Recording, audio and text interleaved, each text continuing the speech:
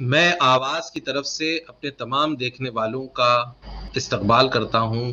آواز دی وائس نے آج ایک بہت ہی اہم موضوع پر یہ گفتگو اپنے ناظرین کے لیے پیش کی ہے، دیکھنے والوں کے لیے، جس میں آج ہم واقعہ کربلا پر گفتگو کریں گے۔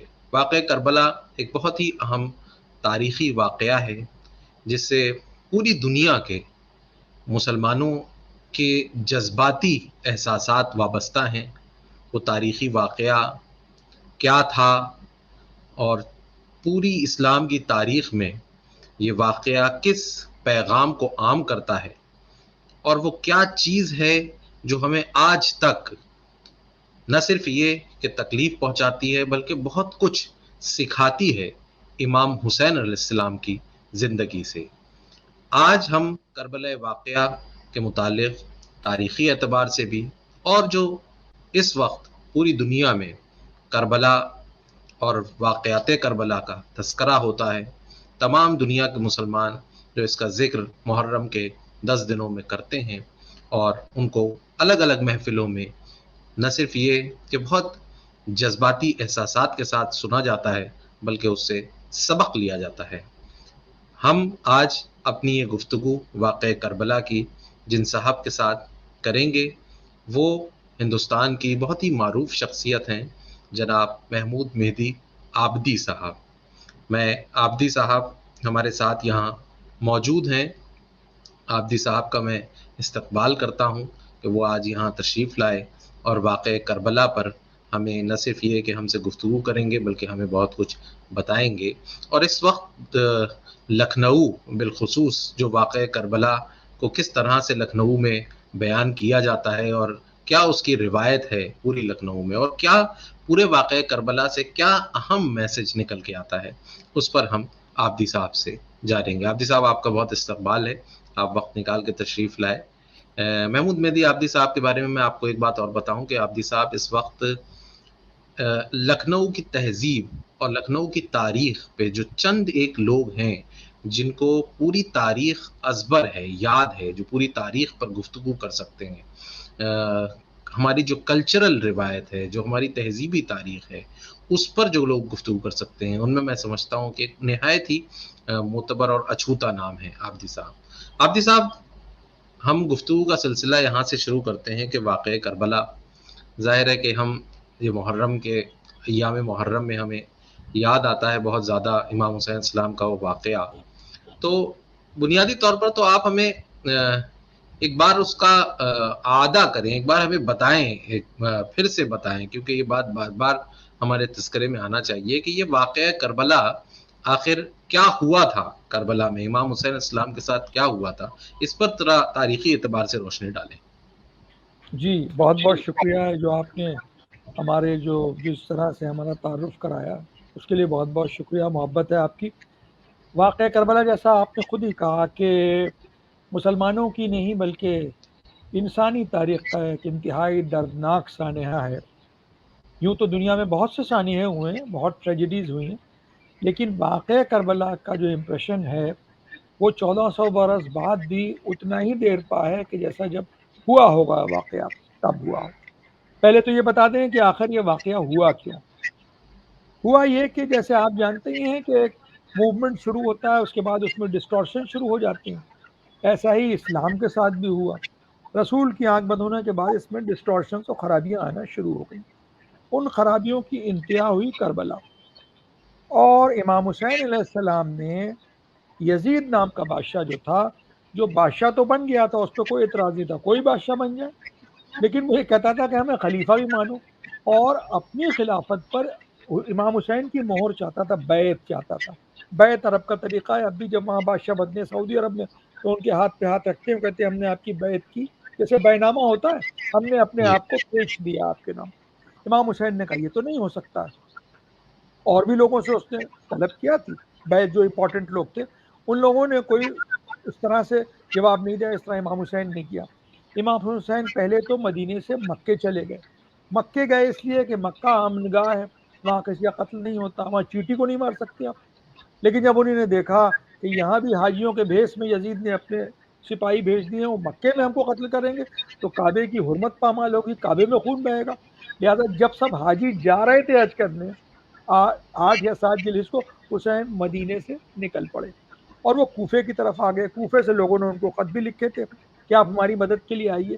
ایشو کیا تھا؟ ایک تو مذہبی ایشو تھا، یزید بہت ہی مکار، بہت عیاش، شراب خور، تمام برائیاں جو اسلام میں منع کی گئی وہ سب تھیں اس میں، اور اس کے بعد وہ اپنے اسلام کو خلیفہ کہتا تھا. دوسری بات یہ تھی کہ اسلام کا جو بیسک نظام تھا، مساواتی نظام، جو رسول اپنے آخری خطبے میں کہہ گئے تھے کہ عرب کو عجم پر فضیلت نہیں ہے، غلام کو آقا پر فضیلت نہیں ہے، گورے کو کالے پر نہیں ہے، فضیلت صرف اس کو ہے کہ جس کا کردار بہتر ہے، جو متقی ہے، پرہیزگار ہے. یہ رسول کہہ گئے تھے اپنے آخری خطبے میں. وہ جو اسپرٹ تھی اسلام کی وہ پامال ہو رہی تھی. شام کے لوگ جو تھے وہ نان شامیز کے ساتھ ڈسکرمنیشن کر رہے تھے. عراقی شامی نہیں تھے، ایرانی شامی نہیں تھے، آذربائیجان کے لوگ نہیں تھے. نیو ٹیریٹریز آ گئی تھی اسلام میں، ان سب کے ساتھ بھید بھاؤ ہو رہا تھا، استحصال ہو رہا تھا، ایکسپلوٹیشن ہو رہا تھا، مزدوریاں نہیں مل رہی تھی لوگوں کو. تو صرف یہ مذہبی آندولن نہیں تھا، یہ ایک ریوولٹ تھا، ریولیوشن تھا عام لوگوں کا ایک جابر بادشاہ کے خلاف. امام حسین علیہ السلام کے ساتھ جنگ میں صرف مسلمان نہیں تھے، عیسائی حضرات تھے، آرمینیا کے لوگ تھے، آذربائیجان کے لوگ تھے، ایرانی تھے، حبش کے لوگ تھے، افریقہ کے بہت سی بڑی تعداد میں لوگ تھے، اور عرب کے بھی تھے، ان کے خاندان کے لوگ بھی تھے. حسین مکے سے مدینے عراق کی طرف آ رہے تھے کہ ان کو گھیر کے لایا گیا کربلا میں. کربلا ایک بیابان جنگل تھا، وہاں ان کو رکھا گیا اور پانی سے دور رکھا گیا. عرب میں پانی ایک بہت بڑا ذریعہ ہوتا تھا جنگ کا ہتھیار. کہ حسین جنگ کرنے آ ہی نہیں رہے تھے، ان کے ساتھ بیوی بچے تھے، 6 مہینے کا بچہ بھی ان کا وہیں شہید ہوا. تو ان کو رکھا گیا پانی سے دور، مصالحت کی گفتگو ہوئی کہ بھئی کیا چاہتے ہو. حسین نے کہا کہ ذلت، جو آپ نے کہا پیغام حسین کا کیا ہے، حسین کا سب سے بڑا پیغام یہ ہے کہ ذلت کی زندگی سے عزت کی موت بہتر ہے. بہت اچھا، ذلت کی بہت زندگی اچھا. سے عزت کی موت بہتر ہے. 7 محرم سے پانی بند ہوا، بچے تڑپ رہے ہیں، عورتیں تڑپ رہی ہیں، جانور پیاسے ہیں، لیکن 9 محرم کو یزید کی فوج نے حملہ کر دیا دوپہر کے وقت. امام حسین نے کہا کہ نہیں، ان سے 1 رات کی مہلت مانگو. ارے وہ 1 رات کیا، 10 لاکھ کی بھی اگر مہلت، 10 راتوں کو بھی مہلت ملتی تو نتیجہ وہی ہوتا. وہ 1 لاکھ تھے، یہ 72 لوگ تھے. لیکن یہ کیوں مہلت مانگی؟ خود کو مہلت نہیں دلوائی، ان کو مہلت دی کہ تم اب بھی سدھر جاؤ. اور پھر جب صبح ہوئی، جنگ ہوئی، جو پہلا حملہ 9 محرم کو ہوا ہے تو 72 میں سے 30 لوگ اسی دن مار دیے گئے. جو بچے تھے انہیں نے 10 محرم کو صبح سے جنگ شروع کی. اب یہ بھی نہیں ہوا کہ ایک ساتھ جا کے لڑیں، ایک ایک جاتا تھا. اس میں دیکھیے کیا اسٹریٹجی اور کیا پرپس تھا امام حسین کا.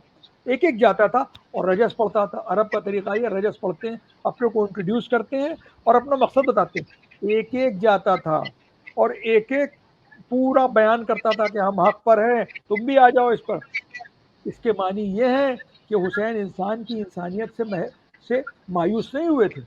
ان کو آخر تک اس بات کی امید تھی کہ ہم ان کو سمجھائیں گے تو راہ راست پہ آ جائیں گے. ارے جب 6 مہینے کا بچہ ہاتھوں پر ان کے تیر سے ذبح کر دیا گیا اور پانی لینے گئے تھے کہ اس بچے کا کیا قصور ہے، بجائے پانی دینے کو اس کو تیر سے مار دیا گیا. اس کے بعد بھی حسین جو خود آخر میں گئے پھر بھی یہی کہہ رہے تھے کہ دیکھو اب بھی باز آ جاؤ، کیونکہ انسانیت سے وہ مایوس نہیں تھے کہ اب بھی ان میں جو ہے وہ ایک سینس جو ہے وہ جاگ سکتا ہے. لیکن وہ ایسے ظالم لوگ تھے. دنیا کی محبت ایسی ہوتی ہے، آج بھی ہم دیکھتے ہیں کہ لوگ کیا کیا برداشت کرتے ہیں حکومت کے شوق میں، دولت کے شوق میں، اور جتنے بھی فیورز ہو سکتے ہیں، جتنے بھی اٹریکشن ہو سکتے ہیں. دنیا ہے ہی اسی کا نام، اس کو کہا گیا بڑا چھلاوا ہے، اس میں مایا ہے. یہاں تو اس مایا میں وہ سب ڈوبے ہوئے تھے. لیکن حسین نے صاحب اس کے بعد جو تھا اس روز عاشور کیا کیا، جب وہ سب شہید ہو گئے ان کے گھوڑوں پر، ان کی لاشوں پر گھوڑے دوڑا دیے، صاحب پامال کر دیے. عرب میں اس سے بڑا کوئی ڈسرسپیکٹ نہیں ہوتی تھی، اس سے بڑا ہیوملیشن کوئی نہیں ہوتا تھا. اور یہ نبی کا گھرانہ ہے.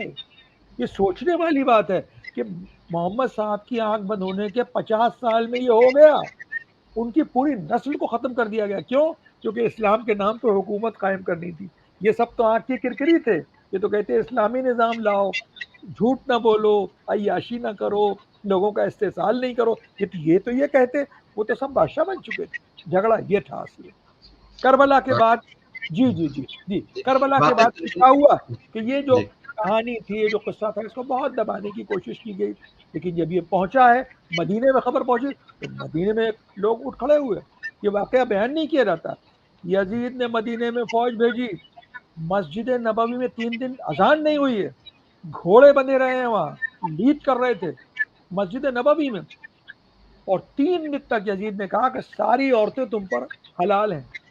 کتنے ناجائز بچے پیدا ہوئے ہیں اس کا کوئی ذکر نہیں کرتا ہے, اور یہ واقعہ ہر رہا ہے, اتنا شرمندگی کا واقعہ. تو کربلا ہی نہیں کیا, پھر مکے میں لوگ کھڑے ہوئے کہ تم نے یہ کیا حرکت کی ہے, وہاں بھی حملہ کیا, کعبے کا پردہ جلایا, اور بڑے بڑے صحابی تھے جناب زبیر, ان کے صاحبزادے عبداللہ ابن زبیر کو مار کے ان کی لاش کو 40 دن تک کعبے کے پردے سے لٹکایا. یہ سب کیا ہے اس نے حرکتیں, یہ سب بتائی نہیں جاتی ہیں, لیکن ہر سال محرم میں 10 دنوں میں خاص طور سے جو ظلم ہوئے تھے ان کو یاد کیا جاتا ہے. اب یہاں پر ایک چیز آپ کو اور ایک چیز آپ کو اور ہم بتا دیں, لوگ اکثر یہ سوال ہوتا ہے تعزیے کے جلوس نکلتے ہیں, تعزیے کے بارے میں آپ کو بتائیں گے. کچھ لوگ باجے بجاتے ہیں, یہ باجے خوشی کے باجے نہیں ہیں, سنی حضرات زیادہ تر باجے کے ساتھ لے جاتے ہیں, یہ ماتمی باجے ہیں, ان کی دھنیں الگ ہوتی ہیں, یہ اس طرح لے جاتے ہیں. شیعہ حضرات ہم لوگوں میں ماتمی جلوس ہوتے ہیں, علم ہوتا ہے. یہ علم کس چیز کی نشانی ہے؟ یزید اس کے علم کے اوپر جو ایک چھڑ ہوتی ہے اس کے اوپر ایک پنجہ لگا ہوتا ہے, چاندی کا ہو, پیتل کا ہو, کسی بھی چیز کا ہو. یہ کس چیز کی علامت ہے؟ وہ ہاتھ مانگ رہا تھا, جو خواجہ اجمیری نے کہا ہے نا, سرداد نہ داد دست در دست یزید. ہاتھ تو نہیں ملا حسین کا, لیکن وہ ہاتھ ہمیشہ کے لیے سربلند ہو گیا. دوسری ذات کی علامت ہے کہ یزید کی فوج نے پھر امام حسین اور ان کے ساتھیوں کے سروں کو نیزے پر, نوک نیزہ, بالے کی نوک پر لگا کے بازاروں میں گھمایا تھا, تماشا کیا تھا اس کا. آج اس کی علامت یہ ہے کہ علم آگے چلتا ہے, لوگ ماتم کرتے ہیں جلوس کا. یہ مذاق کا جلوس نہیں ہے, یہ گریا کا ہے, یہ افسوس کا ہے, یہ ٹریبیوٹ کا جلوس ہے, اس لیے علم کا جلوس ہوتا ہے. تعزیے کے بارے میں ہم آپ کو بتا دیں کہ تعزیہ خالص ہندوستانی ایجاد ہے, it's a typically Indian origin ہے اس کا. تعزیے کی جو پہلے صورتیں ہوا کرتی تھیں وہ بدلتی رہی ہیں بہت. وہ ہوتا ہے, آپ اگر ابتدائی تعزیہ وہ بہت کم بننے لگے ہیں, وہ بالکل ویسے ہی ہوتے ہیں کہ رت ہوتے ہیں, اس کا جو اوپر کا حصہ ہوتا ہے رت کی طرح ہوتا ہے. یہ خاص ہندوستانی ایجاد تعزیہ امام حسین السلام کے روضے کی مزار کی شبیہ ہے. جو لوگ وہاں نہیں جا سکتے, ان کی حسرت ہوتی ہے ہم بھی جائیں, تو اپنے گھر میں کاغذ کا بنا کے رکھ لیتے ہیں, اور یہ بنانے والے مسلمان کم, ہندو حضرات زیادہ ہوتے ہیں. تعزیہ بنانا, بسما کے تعزیے بہت مشہور ہیں سیتاپور میں, جتنے رجواڑے تھے سب میں بسما سے تعزیے آتے تھے, اس میں ایک بھی مسلمان بنانے والا نہیں, سب ہندو حضرات, عورتیں اور مرد ہیں.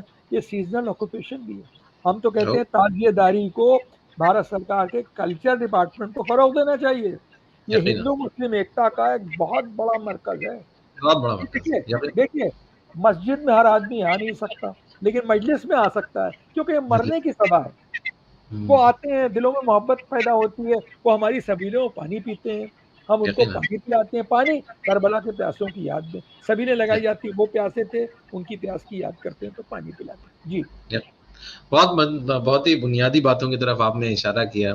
یقیناً یہ جو کربلا کے واقعے سے جو کلچر ہمارے وہاں, بالخصوص ہندوستان کا جو کلچر ہے, ہندوستان کی جو تہذیب ہے, اس میں جو نئی چیزیں پیدا ہوئیں, اور اس میں نے ایک بہت بڑے عالم کا ایک میں بیان سن رہا تھا کہ اس میں انہوں نے بتایا کہ بھئی ہم جو یہ سبیل لگاتے ہیں تو اس سے ہمارا مقصد یہ ہے کہ ہم پانی پلانے والوں میں سے ہیں, پانی بند کرنے والوں میں سے نہیں. ہم ماتم کرتے ہیں تو ہم یہ بتانے کی کوشش کرتے ہیں کہ ہم ان لوگوں میں سے ہیں جن کو امام حسین السلام اور ان کے پورے خانوادے کی شہادت کا غم ہے, ہم ان میں سے نہیں ہیں جس میں جو ان کے قتل کرنے والوں میں شامل تھے, جو ان کو مارنے والوں میں شامل تھے. امام حسین السلام کی جو پوری تاریخ ہے, اس کے تاریخ کے بعد جو میں سمجھتا ہوں کہ ہندوستان میں واقع کربلا کو جس طرح سے دیکھا گیا, اور واقع کربلا کا ہندوستان میں بالخصوص ایک جس طرح سے یہاں کے شعراء نے, یہاں کے فنون لطیفہ میں, یہاں جیسا کہ آپ نے ابھی بتایا یہاں کے تعزیے کی روایت میں, ہندوستان نے واقع کربلا کو بہت تہذیبی سطح پر قبول کیا. اور اس میں میں سمجھتا ہوں کہ ہمارے وہاں ہندوستان کے پس تناظر میں دیکھا جائے تو ایک شاعر کا شعر ہے, کیا خوب کہا ہے شاعر نے کہ ہماری فتح کے انداز دنیا سے نرالے ہیں کہ پرچم کی جگہ نیزے پہ اپنا سر نکلتا ہے. تو اس طرح کے شعر کہے گئے ہمارے وہاں. اور کربلا کے پس منظر میں ایک بات عابدی صاحب میں آپ سے بالخصوص یہ جاننا چاہوں گا کہ لکھنؤ کا کیا رشتہ رہا ہے واقع کربلا سے, اور لکھنؤ میں واقع کربلا اور 10 یہ محرم کے جو ایام محرم ہیں، ان ایام محرم میں کیسے امام کی یاد کو جو ہے وہ تازہ کیا جاتا ہے؟ دیکھیے لکھنؤ کا تصور ہو ہی نہیں سکتا ہے واقعہ کربلا کے ذکر اور اس کی یاد کے بغیر. کیا آپ جب لکھنؤ تشریف لاتے ہیں، جب کوئی بھی ٹورسٹ آتا ہے تو کیا کہیں وہ واحد علی شاہ کا محل دیکھنے جاتا ہے؟ آصفت دولہ کا کوئی دولت خانہ آصفی تو محلہ بن چکا ہے، دیکھنے جاتا ہے؟ نہیں، امام باڑے دیکھنے جاتا ہے. یہ شاہی امام باڑے، بڑے بڑے عالی شان امام باڑے بنے. اگر لکھنؤ سے ان عمارتوں کو نکال دیا جائے تو لکھنؤ میں کچھ ہے ہی نہیں. لکھنؤ کو کہتے ہیں شہر عزا، عزاداری کے لیے یہ شہر پورا بنایا گیا تھا. تو لہٰذا ان 10 دنوں میں، یوں تو 40 دن 2 مہینے 8 دن تک محرم ہوتا ہے لکھنؤ میں، لیکن ان 10 دنوں میں تو جیسے وہ ساری عمارتیں، امام باڑے جو شاہی امام باڑے ہیں، جو پرائیویٹ امام باڑے ہیں، وہ جیسے پورے زندہ ہو جاتے ہیں. جس مقصد کے لیے وہ بنائے گئے تھے اس وقت، جیسے مسجد میں آپ جاتے ہیں، جب آپ یوں تو آپ ایک عمارت دیکھتے ہیں، جب نماز پڑھتے دیکھتے ہو معلوم ہوتا ہے اچھا یہ اس لیے بنائی گئی ہے کہ اس میں نماز ہوتی ہے. اسی طرح سے ان ایام میں جب آپ دیکھتے ہیں مجلسیں ہو رہی، ماتم ہو رہا، بڑے بڑے شاہی جلوس نکل رہے ہیں وہاں سے، ہاتھی گھوڑے، اس میں تمام جو بھی شاہی وہاں کے طریقے ہیں، وہ جب ہوتی ہیں تو لوگوں کو معلوم ہوتا ہے کہ اچھا یہ اس کا مقصد یہ تھا اس بلڈنگ کا. یہ کسی کے رہنے کے لیے نہیں ہے، کسی گھومنے پھرنے کے لیے نہیں ہے. ٹورسٹ آتے ہیں، دے آر موسٹ ویلکم، وہ ہماری ہیریٹیج ہے وہ. اور اس کے علاوہ جو رائل کچن سے جو لوگوں کو کھانے دیے جاتے ہیں، بہترین کھانے وہاں لوگوں کو تقسیم کیے جاتے ہیں، تبرک بڑھتا ہے. وہی مجلسوں میں ہوتا ہے، پرائیویٹ ہوں چاہے وہ ہوں پبلک مجلسیں ہوں. تو لکھنؤ جو ہے وہ شہر عزا ہے. یہاں پوری دوسری چیز، سب سے بڑے شہرا جو ہیں صاحب مرثیے کے، جن کو خدائے سخن کہتے ہیں، میر رئیس، وہ لکھنؤ کے ہیں. یقیناً پوری لکھنؤ نے اور اردو ادب کا میں عزاداری کا ایک بہت بڑا کنٹریبیوشن ہے. اس نے ایک نئی صنف پیدا کی ہے شاعری کی. بہت سی اصطلاحات ایسی ہیں کہ جو واقعہ کربلا سے ملتی ہیں. دشت بلا، تشنگی، سبیل، صحرا، یہ سارے جو ہیں وہ امیج آپ کو فوراً آتی. علمدار، ترائی، یہ سب آپ کے ذہن میں فوراً کربلا سامنے آتی. یہ ساری اصطلاحات وہیں سے ہیں. اس کے بعد پھر یہ جو شاعری، جو ادب تھا، جس میں مرثیہ نگاری، اس کے بعد سوز و سلام. اچھا ایک بات ہم آپ کو اور بتائیں طالب بھائی، جی واقعہ کربلا، دیکھیے کچھ واقعات انسانی تاریخ میں ایسے ہیں یا ہیومن لٹریچر میں ایسے ہیں کہ جن پر بہت کچھ لکھا جاتا ہے. جیسے بائبل ہے، اس کا ترجمہ سب سے زیادہ زبانوں میں ہوا ہے. بائبل سے زیادہ کسی کتاب کا ترجمہ اتنی زبانوں میں نہیں ہوا. دنیا کی کوئی ایسی زبان نہیں جس میں بائبل نہ اویلیبل ہو. دوسرا، جن واقعات پہ، مذہبی واقعات پہ سب سے زیادہ لکھا گیا ہے، وہ تو مہابھارت بہت بڑا ایپک ہے. رامائن، جتنی زبانوں میں رامائن لکھی گئی ہے ہندوستانی زبانوں میں، اور اس کے بعد اس پہ اوپر جو ٹیکا لکھی گئی، اس کے اوپر جو کامنٹریز ہیں، رامائن ہے. اور اسی طرح واقعہ کربلا ایسا ہے جو موسٹ ریٹن اباؤٹ، پورے دعوے سے کہہ رہا ہوں، most written about incident of human history. کیونکہ ہر سال نئے نئے نوحے لکھے جاتے ہیں، نئے نئے مرثیے ہوتے ہیں. تو اس کا کوئی مطلب کوئی حساب کر ہی نہیں سکتا ہے کہ واقعہ کربلا پہ کتنا کچھ لکھا گیا اور لکھا جا رہا ہے. یہ ایک کنٹینیوس پروسیس ہے. تو ادب کے حساب سے بھی، ادب میں بھی واقعہ کربلا نے جو ہے وہ ایک اس کو نیا دھارا دیا ہے. اور وہ دھارا ایسا ہے کہ جو ہر سال جو ہے اس کو ایک تازگی جو ہے وہ ملتی ہے. دوسری چیز لکھنؤ کے سلسلے میں ہم آپ کو بتائیں، نوابی نے لکھنؤ، کیونکہ نشہ پوری شیعہ تھے، ایران سے آئے تھے، تو ظاہر سی بات ہے ان کا جو طرز تھا، طرز محرم، وہ ایرانیوں کی طرز پہ تھا.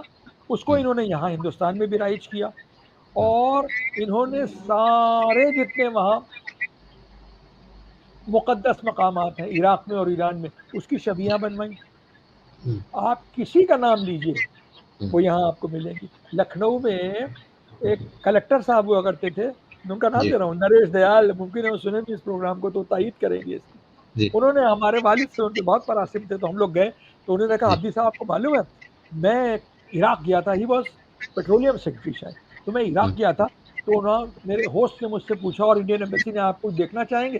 تو میں نے کہا میں کازمین دیکھنا چاہتا ہوں، کیونکہ لکھنؤ میں بھی کازمین وہ دیکھ چکے تھے. انہوں نے آ کے کہا کہ ارے عبدی صاحب بالکل ویسی ہی کازمین ہے، بس آپ کے یہاں پیتل کے گنبد ہے وہ 1857 میں لٹ گئے تھے، پیتل کے ہو گئے وہ، وہاں سونے کے گنبد۔ مسجد کوفہ جیسی اس زمانے میں تھی مسجد کوفہ، اس کی پیمائش ہے کہ ایک انچ کے برابر کاظمین کے پہلو میں بنی ہوئی ہے۔ امام حسین علیہ السلام کا روضہ، امام رضا علیہ السلام کا روضہ، جناب عباس کا روضہ، کوئی ایسی کربلا، کوئی ایسی زیارت گاہ نہیں ہے کہ جس کی شبیہ لکھنؤ میں نہ بنی ہو۔ اور آپ کو بتائیں یہ کاظمین ایک ہندو راجا نے بنوائے تھے، مسلمان راجا نہیں بنوائے تھے، واجد علی شاہ کے وزیر تھے، اگروال تھے کوئی، انہوں نے بنائی تھی۔ جھاولال کا امام باڑہ ہے، تمام امام باڑے اس طرح سے۔ راجا جی لال کا تعزیہ نکلتا تھا۔ ارے صاحب عشرہ محرم میں جو ایک اینتھم نوحہ ہے، جو 9 محرم کو ضرور پڑھا جاتا ہے، گھبرائے گی زینب، سنا ہوگا آپ نے، پاکستان سے بھی بہت آتا ہے، گھبرائے گی، اس کی خاص طرز ہے اس کی، اسی میں پڑھا جاتا ہے جب سے یہ لکھا گیا۔ اور اس کو لکھنے والے کون ہیں آپ کو معلوم؟ چھنو لال دلگیر۔ چھنو لال دلگیر یہ اٹاوے کے رہنے والے تھے، سکسینہ مسلمان تھے، او سکسینہ قائد تھے یہ، اور راجا جی لال کے دوست تھے، یا راجا ٹکیٹ رائے کے بھائی تھے یہ۔ اور ان کی قبر جب آپ نخواس جاتے ہیں لکھنؤ میں، تو جہاں چڑیا بازار ہے اس سے آگے آپ جائیے تو بائیں ہاتھ کو ایک قبر ہے، کو کہتے ہیں ٹیڑھی قبر، یہیں کہیں ان کا محل تھا، اور یہ انہی کی قبر ہے، چھنو لال دلگیر۔ یہ ان کا نوحہ ہے جو ہمیشہ امام باڑوں میں ہم لوگ پڑھتے ہیں اور ان کو یاد کرتے ہیں۔ یہ ہندو ہندوستان مسلم ایک پیارے صاحب، ہندوستان نے ایسا اپنایا ہے عزاداری کو اور امام حسین کے اس ٹریجڈی کو کہ اس کو واقعہ کربلا کو واقعہ ہندوستان بنا دیا۔ کوئی رجواڑا ایسا نہیں، کوئی رجواڑا ایسا نہیں ہے، مسلمان تو ہیں ہندو۔ جے پور کا تعزیہ مہاراجا کا، ہولکر کا تعزیہ اندور میں، بڑودا میں تعزیہ، اور مراٹھوں میں تو ہر جگہ تعزیوں کا سلسلہ ہے۔ مہاراشٹر میں تو بہت بڑی روایت ہے، بہت بڑی روایت ہے۔ سندھیا صاحب جی جیوترادتیہ سندھیا، انہوں نے دوسری محرم کل تھی جا کے تعزیے میں دھاگا باندھا ہوگا وہاں، وہ رسم ہے وہاں کی شاہی، خود تعزیہ لے کے کندھے پہ نکلتے ہیں۔ تو یہ تو ایک ایسی روایت ہے کہ یہ تو ہندو مسلم اتحاد کا مرکز ہے تعزیہ، اس کو تو گورنمنٹ کو پروموٹ کرنا چاہیے۔ اور ہندو حضرات بہت بڑھ چڑھ کر دیکھیے، واقعہ ایسا ہے کہ کسی کے برتھ ڈے میں آپ نہ جائیں، کسی کی شادی میں آپ نہ جائیں اگر دل میں رنجش ہے، لیکن مر گیا ہے تو دشمن کے یہاں بھی جاتا ہے کچھ، دشمن کے یہاں بھی جاتا ہے۔ اندرا گاندھی کا جب اسیسینیشن ہوا تو ہندوستان اور پاکستان کے تعلقات کتنے خراب تھے، ضیاء الحق نے جہاز پکڑا اور چلے آئے، کھڑے ہو کے انتظام کر رہے تھے، وہاں دلوں میں جگہ پیدا ہوئی۔ تو واقعہ کربلا کیونکہ ایک غم کا ہے، ایک سوگ کا موقع ہے، اس لیے ہر آدمی اس میں شریک ہوتا ہے۔ کتنے یعنی ہندو حضرات تو بڑی تعداد میں، سنی اور شیعوں کا تو ہے ہی، ان کو تو کرنا ہی چاہیے، لیکن ہندوؤں کا بہت بڑا، آپ جب دیکھیے کتنے تعزیے ہندو لے کر جاتے ہیں، ایسی ایسی جگہیں ہیں مہاراشٹر میں کہ جہاں ایک بھی مسلمان نہیں ہے، راؤ کا تعزیہ ہے، صابو شاہ، یہاں سے لے کے آسمان تک کا تعزیہ وہ نکالتے ہیں، عقیدت کے ساتھ نکالتے ہیں، ماتم کرتے ہیں، سال نکالتے ہیں، ہر سال نکالتے ہیں۔ تو یہ دیکھیے یہ ہندوستان کی ایک پرمپرا ہے، اس کو آپ کو سمجھنا پڑے گا کہ اور ملکوں میں اس طرح کیوں نہیں اپنایا گیا۔ ہندوستان کی جو انڈین ایتھوس ہے اس میں سیکریفائس کی بڑی اہمیت ہے، سیکریفائس کی۔ رام چندر جی کو اس لیے یاد نہیں کرتے ہیں کہ انہوں نے راون کا وध کیا تھا، ایک باپ کے وعدے پر انہوں نے اتنی بڑی سیکریفائس دی، یاد یہ کیا جاتا ہے۔ گرو گوبند سنگھ کو کیوں یاد کرتے ہیں؟ سیکریفائسز جو تھیں، بچوں کو شہید کروا دیا آپ نے، جتنے لوگ یاد کیا، تو اس لیے یہاں امام حسین علیہ السلام کو ایک بہت ہی زیادہ اسپریچول پرسنالٹی کی طرح سے جو ہے وہ ان کا رتبہ ہے، اور سب لوگ مانتے ہیں ان کو، منتیں بھی مانتے ہیں اور آتے ہیں اس میں، اور ہمیں تو لگتا ہے کہ یہ ایک بہت بڑا مرکز ہے اتحاد کا بین الاقوامی طور پر، اور اس کو تو بہت بڑھاوا دینا چاہیے، یقیناً بڑھاوا دینا چاہیے۔ اور امام حسین السلام کا جو تذکرہ جس طرح سے ان 10 دنوں میں تعزیے کے دوران، اور امام حسین السلام کی جو شہادت ہے اس سے جو اتحاد، اب جو ہندو مسلمانوں میں اتحاد پیدا ہوا ہے اس پورے واقعے سے، کہ ایک دوسرے کے غم میں شرکت، ایک دوسرے کے غم میں شرکت کا جو ایک بہت بڑا پیغام گیا ہے اس سے۔ اور جو لوگ ہندوستان میں اس کے میں سمجھتا ہوں کہ نہ صرف یہ کہ اس کو ہر سال مسلمانوں کے ساتھ ہاتھ تھام کر ان کے غم میں شریک ہوتے ہیں، یہ ایک بہت بڑا عالمی سطح پر پیغام ہے۔ عابدی صاحب، محرم میں ایک روایت، بڑی تاریخی روایت رہی ہے، ماتم کی روایت۔ یہ ماتم کی روایت کب شروع ہوئی اور یہ اس کا ارتقاء کیسے ہوا، کہ جس پر اگر آپ ہمیں روشنی ڈالیں تو یہ بھی ہمارے لیے بڑا ماتم کی شروعات جو ہے وہ عرب کا طریقہ تھا، غم میں ماتم کیا جاتا تھا. جب 11 محرم کو امام حسین کی شہادت کے بعد ان کے بیٹے بچے تھے امام زین العابدین علیہ السلام، جن کی اولاد میں ہم آپ بھی سید ہیں، وہ صرف مردوں میں تھے اور باقی سب عورتیں تھیں. امام حسین صاحب کی بہنیں تھیں، بیویاں تھیں، اور جتنے لوگ شہداء تھے ان کے یہاں کی عورتیں تھیں. تو جب وہ سب ان کو اسیر کر کے، ارے کیا کیا کیا ہے لوگوں نے، لوگ بتاتے نہیں ہیں. یہ رسول کے گھر کی عورتیں تھیں، رسیاں باندھی ان کو، ان کے سروں سے چادر، جن کے گھر سے پردہ نکلا ان کے گھر سے ان کے سر سے چادریں چینی، ننگے اونٹوں پر ان کو بٹھا کے لے جا رہے تھے. تو امام حسین السلام کی بہن زینب نے کہا کہ ہمیں ادھر سے لے چلو جہاں ہمارے شہیدوں کی لاشیں ہیں. انہوں نے دیکھا کس برے حال میں پڑی ہیں. انہوں نے تو اپنے سب لوگوں کو، مرنے والوں کو دفن کر دیا تھا، ان کو 3 دن کے لیے ایسے ہی چھوڑ دیا تھا. تو ان کو دیکھ کے جناب زینب نے ماتم کیا. ایک تو وہاں سے شروعات ہوئی. دوسری، جن لوگوں کو جب معلوم ہوا تو عورتوں مردوں سب نے ماتم کیا. تیسری چیز جو سب سے امپورٹنٹ ہم کہنے جا رہے ہیں، وہ امام زین العابدین ہمارے جد میں شروع کی. جب واقعہ کربلا کے بعد یہ ایک موومنٹ چلا، لوگوں نے انتقام خون حسین، وہ اپنے اپنے ایجنڈا تھے اور نام یہ رکھتے تھے، بادشاہ بنتے تھے اور امام حسین کی اولاد پہ ظلم کرتے تھے. کربلا کے بعد جب امام زین العابدین صاحب واپس مدینے گئے تو ان سے پوچھا کہ ہم کیا کریں. تو انہوں نے کہا کہ عشاء کی نماز کے بعد گریہ کیا کرو، لوگوں کو بتاؤ کہ کیا ہو گیا ہے کربلا میں. پھر یہ کہا کہ مجلسیں کیا کرو، اس میں ان کا ذکر کیا کرو اور ماتم کیا کرو. اس پورے غصے کو انٹرنلائز کر دیا. اگر یہ نہ کرتے، اگر 10 دن محرم میں کسی سے نہیں کہا جاتا کہ جس کو تم یزید کا ماننے والا سمجھو اس کو مارو، ورنہ تو یہ ہوتا کہ میرا پڑوسی اگر میرے گھر پہ قبضہ کیے بیٹھا ہے تو میں کہتا ہے تو یزید کا خاندانی ہے، اس کو مارو، مکان خالی کروا لو. بجائے اس کے کہ دوسروں کو مارنے کے، وہ انٹرنلائز کر دیا، اپنے کو اذیت دو، اپنے کو مارو. اور اس گریہ سے لوگ اس کو دیکھتے بھی ہیں. اور یہ واقعہ کربلا کے، جس کو کہنا چاہیے اشاعت کا، پرچار کا ایک بہت بڑا جس کو ذریعہ تھا جو یہ شروع کیا گیا. ابتدائی دنوں میں آپ نے دیکھا ہوگا جس طرح وہ چوڑی والے بابا آتے ہیں، سائیں لوگ چوڑیاں بجا بجا کے، وہ اب بھی لکھنؤ میں طریقہ ہے، یہ عرب کا طریقہ ہے. وہاں لوگ گاؤں گاؤں جاتے تھے اور یہ فقیہ کالا چولا پہن کے اور یہ جا کے چوڑیاں بجاتے تھے اور نظم میں، جیسے اردو میں یہاں وہ نظم میں پڑھتے ہیں محرم میں آ کے، وہ کہانیاں سناتے تھے. لوگوں کو معلوم ہوتا تھا بھائی کو زمانے میں نہ ٹی وی تھا نہ ریڈیو تھا، برسوں برس لگ جاتے تھے ایک شہر سے دوسرے شہر خبر پہنچنے میں. تو اس طرح سے اس واقعے کی اشاعت ہوئی ہے. تو ماتم کا سلسلہ جو ہے وہ یہ ہے. اچھا، رونے کا سلسلہ جو ہے، رونے کا سلسلہ جو ہے، یہ بھی اکثر لوگ اعتراض بھی کرتے ہیں کہ رونے سے کیا فائدہ. رونے کی قرآن میں نبیوں کو بتایا ہے. جو جناب یوسف تھے، ان کے والد جو تھے وہ بھی نبی تھے، وہ روتے تھے اپنی بیٹے کی یاد میں، بیٹا کھو گیا تھا جب کہ زندہ تھا. رونے والوں کی تعریف کی گئی. رونا صرف ایک طرح کا نہیں ہوتا ہے، رونا محبت میں بھی ہوتا ہے. گریہ آپ کسی کو دیکھتے ہیں، کسی اپنے کو، تو آپ ایئرپورٹ پر پہنچے، آپ کا بھائی آیا ہے 20 سال کے بعد، تو آپ کیوں رونے لگتے ہیں؟ کوئی غم ہے آپ کو؟ وہ خوشی کا رونا ہوتا ہے. یہ رونا جو ہے یہ ایک محبت کا رونا ہے. یعنی زمین کے اور وقت کے فاصلے ختم ہو جاتے ہیں. جب ان دنوں میں وہ واقعات بیان ہوتے ہیں تو سننے والوں کو لگتا ہے یہ ابھی یہی ہو رہا ہے.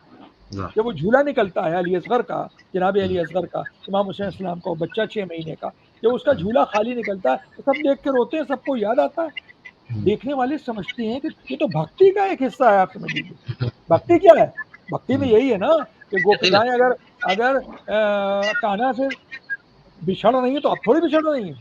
اب کیوں لوگ اس کو سن کے روتے ہیں؟ جب رام چندر جی جا رہے تھے جنگل کو، تو سب جب ان کا واقعہ، ہمیں ایک پنڈت جی ہندی پڑھاتے تھے، وہ جب گوپکاؤں کا جو بچھڑنا سناتے تھے تو روتے تھے آنسو سے، بالکل ویسے جیسے ہم لوگ روتے ہیں محرم. تو یہ ایک یہ ہے بھکتی کا ایلیمنٹ ہے کہ زمانے اور وقت کے جو فاصلے ہیں وہ ختم ہو جاتے ہیں، جس طرح آپ ریلیٹ کرتے ہیں اس شخصیت سے یا اس واقعے سے اپنے آپ کو. تو اس کو تو اس کو جن لوگوں کو یہ تجربہ ہوا ہے، ہمارے بہت سے دوست ہیں جن کو ہم پہلی مرتبہ مجلس میں لے گئے تو وہ بھی زاروں قطار ہو رہے. انہوں نے کہا بھائی ہمیں تو یہ قصہ اس طرح سے معلوم ہی نہیں تھا کہ جس طرح سے آج ہم نے اس کو سنا ہے. تو یہ ایک ہم پھر کہیں گے کہ بہت بڑا ذریعہ ہے نیشنل انٹیگریشن کا اور انسانی یونٹی کا. اور اس سے کسی کو کوئی اعتراض ہو ہی نہیں سکتا ہے، بلکہ بڑھ چڑھ کے لوگ حصہ لیتے ہیں. اس میں اسی میں کسی کو کوئی اعتراض نہیں ہوتا ہے کوئی محرم کے جلوس میں کہ بھئی ایک غم کا جلوس ہے، جا رہا ہے، کسی کی میت جا رہی ہے تو کوئی روکے نا، اس کے ساتھ کوئی زیادتی کرے؟ یقیناً کوئی نہیں کر سکتا. اگر کوئی کرتا ہے تو انسانیت سے گری ہوئی بات ہوتی ہے. محرم کا سب سے بڑا پیغام یہ ہے ہندوستان میں تو اس میں شرکت کرتے ہیں لوگ شرکت اور کرتے ہیں جی.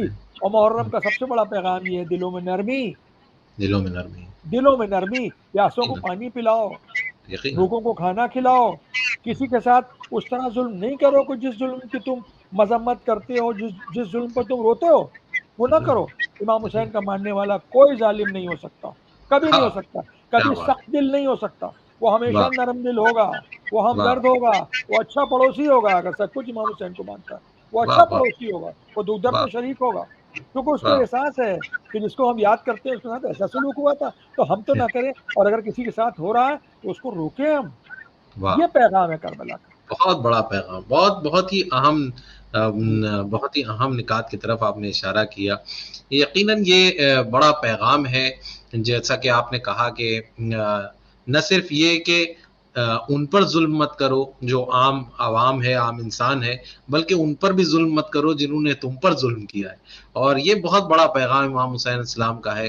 اور یہ پیغام بہت بڑا ہے کہ کس طرح سے آپ بھوکوں کو کھانا کھلائیں، پیاسوں کو پانی پلائیں اور مظلوم کے ساتھ ہوں اور مظلوم کا ساتھ دیں، اور اپنی سوسائٹی کو، اپنے معاشرے کو مظلوم کا ساتھ دینے سے بہتر بنائیں اور اس کو آگے کی طرف لے جائیں اور ایک دوسرے کا ہاتھ تھامے رہیں. تعزیے کی روایت پہ جو آپ نے بتایا، جو ایک بہت بڑا پیغام یہ ہے کہ ہمارے وہاں ہندوستان میں کس طرح سے ہندو اور مسلمان ایک دوسرے کا ہاتھ تھام کر پوری تعزیے کی روایت سے جڑے رہے ہیں. عابدی صاحب، یہ آپ نے جو کربلا کا پورا واقعہ بتایا اور کربلا کے جو تہذیبی پس منظر کو واضح کیا، مجھے افتخار عارف صاحب کے 2 شعر یاد آ رہے ہیں کہ اب بھی توہین اطاعت نہیں ہوگی ہم سے، دل نہیں ہوگا تو بیعت نہیں ہوگی ہم سے، اور روز ایک تازہ قصیدہ نئی تشبیب کے ساتھ، رزق برحق ہے یہ خدمت نہیں ہوگی ہم سے.